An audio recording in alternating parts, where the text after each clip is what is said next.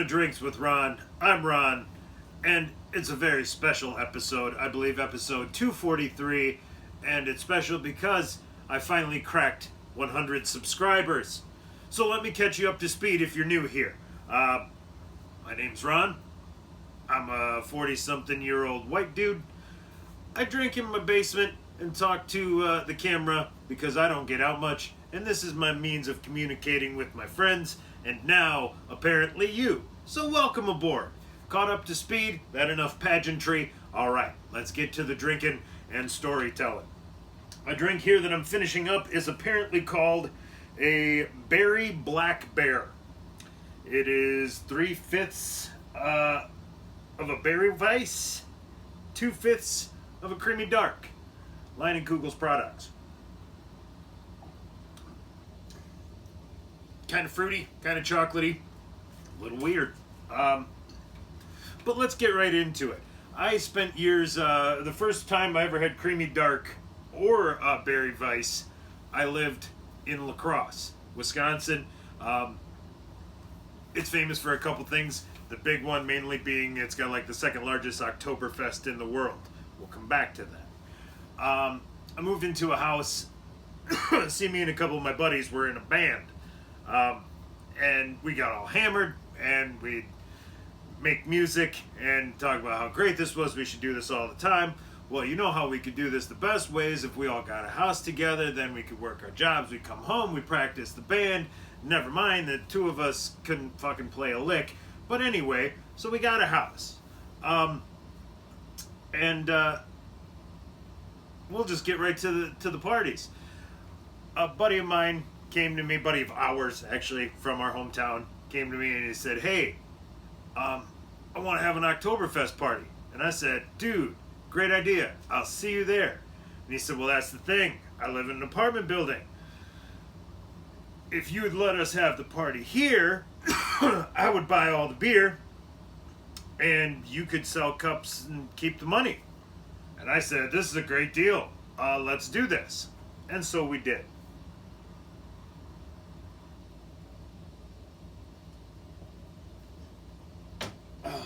Okay, that's the whole story. Moving on now to, what is this one called? A Berry Black Bear? Oh, wait. Wisconsin Polar Bear. That's what this one is. 2/5 Berry Weiss, 3/5 Snowdrift Vanilla Porter.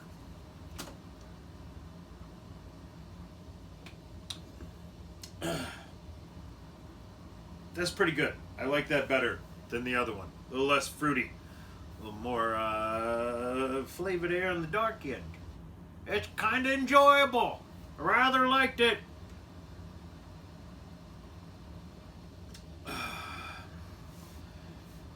Yeah, that was a hell of a place. A lot of things. We I said we're gonna go get this place. So one of our buddies doesn't live in town with us. That's kind of the hard part. We got to get him to town.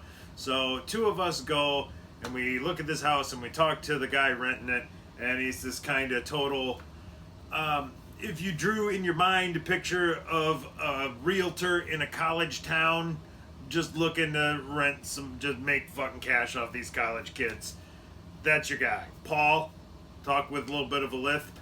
If, yeah, guys, you know, won't go over the paperwork. Here you go. You guys have parties here. Nobody cares. Parties. Got fireplace. You just open that up, you go, you know, fire, and you guys, you'll be the coolest guys around. All the chicks are gonna love you guys. You'll be the guys who have a fireplace. So whatever you want to have parties. Here's the lead paint form release that just says, you guys get drunk one morning, you decide to wake up and start eating paint chips. Just says, that ain't my fault. We're like, oh yeah, this guy, I like this guy. So we rent from him, and my buddy's like, just forge my name. And I'm like, well, I'm not doing that. So just the two of us sign, and we get the place, and he's like, yeah, well, I enrolled in school up here, so I'm not going to be coming down. So right out of the gate, we've signed the lease, we haven't even moved in yet, scrambling for a roommate. We get my buddy's roommate. My buddy works at a grocery store. He's working with a dude stocking shelves whose lease is about to come up and he ain't got nowhere to go. Match made in heaven. He comes over to the place where we're staying because the way the goofy leases run in La Crosse, you're technically displaced for like 5 or 6 days at the end of the month, which I don't know what you do with all your shit because every U-Haul in the state of Wisconsin is rented fucking shitless. You can't have one for a week, I guarantee it. So yeah, I met him one time. We're like, cool. He plays music. He doesn't have a problem with partying. This is gonna be great. So yeah, we're not even in yet, and there's already issues. But we get in. I said, my buddy said, Oktoberfest parties, sure. That's like right out of the. Well, I guess that's not. That's more after we've been there a few months. But he was. This dude was from La Crosse, so he had a lot of buddies that he went to school with. So we got to meet all those guys, hang out with them, which was cool. It's like a whole new group of people who were all kick-ass. Yeah, but then the Oktoberfest, those were pretty decent parties. But I was kind of, I don't know. It's not very smart looking back on it now, but I used to, I guess it was. I would buy 2 half barrels. I'd get a light beer and I'd get Ice House. You'd get the light beer flowing, you get everybody shit canned, everybody's doing good. That would run out, or before it ran out, you'd switch her over, pound that Ice House, and pretty soon your party was cleared out. So now you had, gone through a barrel and a half, you'd gotten all the money you needed, and everybody was out of your house. And you and your buddies who were planning on sticking around still had a couple gallons of beer left. So hey, it worked out great. But one of the highlights of that was I came upstairs, and you can feel the vibe in a room. It's a tangible thing. You can feel it. I walk into an empty room, and I'm just like, what the fuck? Blood all over the floor. Apparently 2 girls had been like, wee, swinging each other around, and as a bunch of 20-something-year-old dudes, our entertainment center was more furniture like this. So she went down, took a fucking header off the corner, sliced her head open, blood everywhere. Some dude had to pick her up, carry her out to the car. It was a whole thing. I don't know. I'm sure it was actually, the parties were pretty big, but fairly tame. I mean, nothing too much to write home about. Got my car broken into right after one of our Oktoberfest parties. Not even like during the party, like the next day, like a Sunday afternoon, early morning, I don't know. But what pissed me off is they just took the car stereo. There's a stack of CDs, a bunch of other shit sitting in the seat. Nope, just wanted the stereo. That's not even what really pissed me off. What pissed me off is that they broke the window. Okay, car stereo sucks. You lose the stereo. But I like installing them and shopping for them. So that really didn't bother me too much. But the problem was they broke the window. The goddamn door was unlocked. So it was a bigger fucking, like, come on, dude, check the lock. Like, literally, I left it unlocked so you wouldn't break my window. Like, it wasn't, it was like a strategy on my part. It was like, I'd rather give up the stereo than the window. I leave my car unlocked intentionally. Nope, still fucking broke it. So I had to go, and I'm cheap, man. I found a junkyard. I don't know if those are still things right now, you kids these days. But I called a junkyard out of Trempealeau, which is, I don't know how many, 20 miles, something from La Crosse. So I find a junkyard. I call it up. Hey, here's the make and model of my car. It's kind of screwy. It was a Chevy Celebrity. They're all 4 doors. Mine was a 2. Weirdest fucking thing. So the windows are different. I get a 4-door Chevy Celebrity window anywhere, not a 2. So I call this junkyard. I find the guy. I find one. Perfect.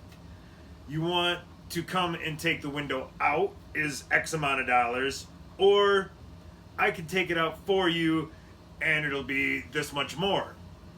And I said, I'm cheap. But I was like, you know what? I've done this before. Pain in my fucking ass. You take it out. I'll pay you the extra $15. Just have the glass sitting there when I show up. I'll throw it in the back seat. I will pay you your cash and bid you adieu.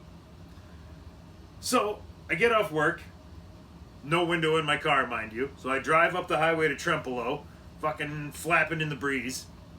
I get there, I pull into the junkyard, I find it, because this is before handy phone GPS leads you everywhere. This was, fuck, I hope I find this junkyard, especially before the sun sets. So I find it, I pull up, I find the guy, and I see a car door sitting there. Now, I distinctly remember that we had agreed that he would take the glass out of the car door because I didn't want to do it. So he says, yeah, I started trying to take the glass out. It was a real pain in the ass. I couldn't get it. Didn't want to break the window, so I just took a torch and torched the door off. I'm like, okay, well, I don't think I can get, oh yeah, we can fit that in your trunk. So we load the car door into my trunk, bungee it shut, and I now am hauling this car door back to La Crosse. So I remember driving out of this junkyard in Trempealeau as the rain starts and fucking pours. I'm flying down the highway with no window, which is just so many separate incidents of shit hell. Now I gotta take a window out when I get back. Yeah, but there was upsides. Like I mentioned, the fireplace. That was a great little touch. You got the mantle. We had a big autographed picture of Paul Westerberg. I'm not even a big Replacements fan, but a buddy of mine left it with us to safekeep it while he went on, went to live at an Indian reservation.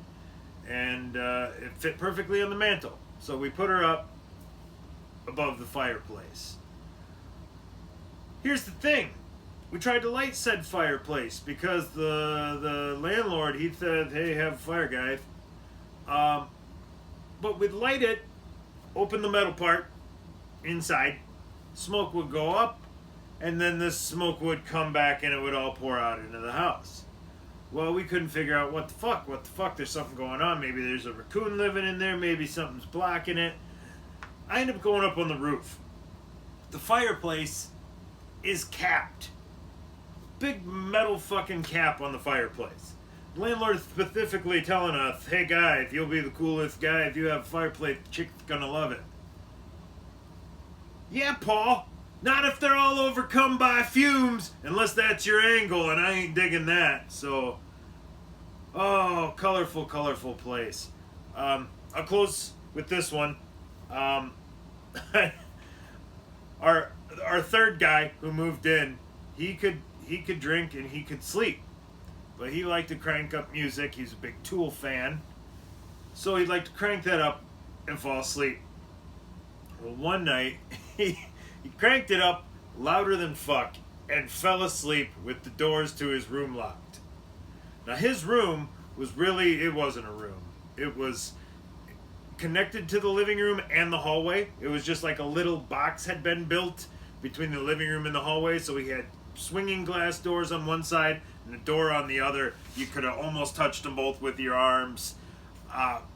So his music is everywhere, and we're all like 3 a.m. greased, ready to go to bed.